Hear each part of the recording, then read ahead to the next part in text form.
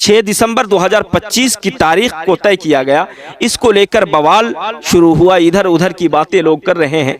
मैं आप लोगों को कोई कमेंट नहीं करूंगा कि उनको बाबरी मस्जिद बनाना है या नहीं है, बाबरी मस्जिद वो बनाए या ना बनाए, इसलिए कि वो अपनी मर्जी की काम करते हैं। लेकिन कुछ दिन पहले मैं देखा कि वो मीडिया के सामने बैठे बातें कर रहे थे।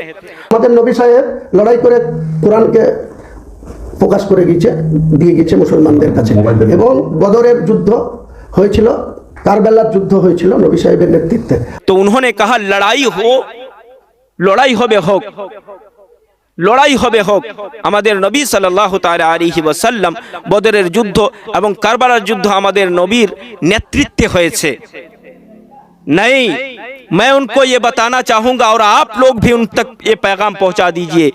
तारीख इस्लाम को उठाकर देखिए आप, हुमायूं कबीर साहब, तारीख इस्लाम को उठाकर देखिए, ইসলামের ইতিহাস তুলে দেখুন।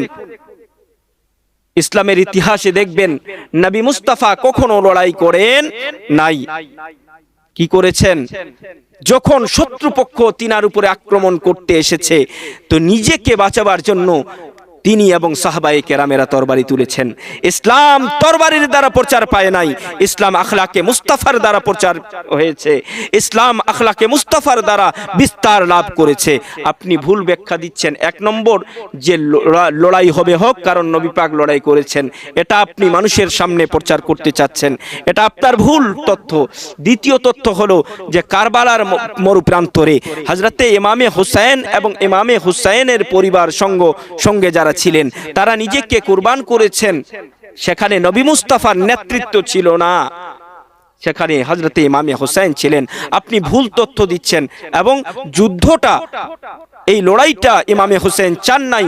বারবার ইমামে হুসাইন ইয়াজিদিদেরকে বলেছিলেন আমি যুদ্ধ চাই না, প্রয়োজন হলে আমি যেই রাস্তায় বের হয়েছিলাম কুফার দিকে তোমরা অনুমতি দাও, আমি ফেরত চলে যাব। কিন্তু আপনি বাবরি মসজিদ তৈরি করছেন এর জন্য যেন কোনো দাঙ্গা হাঙ্গা না হয়, সাধারণ মুসলমান যেন রক্ত সাধারণ মুসলমানকে না দিতে হয়, সেটা আপনি মাথায় রাখবেন, এটাই আমার অনুরোধ। কারণ মসজিদ আমাদের কাছে হাজারো আছে, নামাজি নেই। আপনি বাবরি মসজিদ বানিয়ে কি প্রমাণ করতে চাইছেন?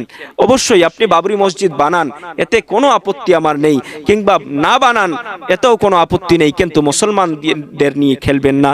এই অনুরোধটুকু আমি বায়াজিদ আশরাফি আপনার কাছে করছি। এই পেগাম আপনারা পৌঁছে দেবেন সংসদ শ্রদ্ধেয় হুমায়ুন কবির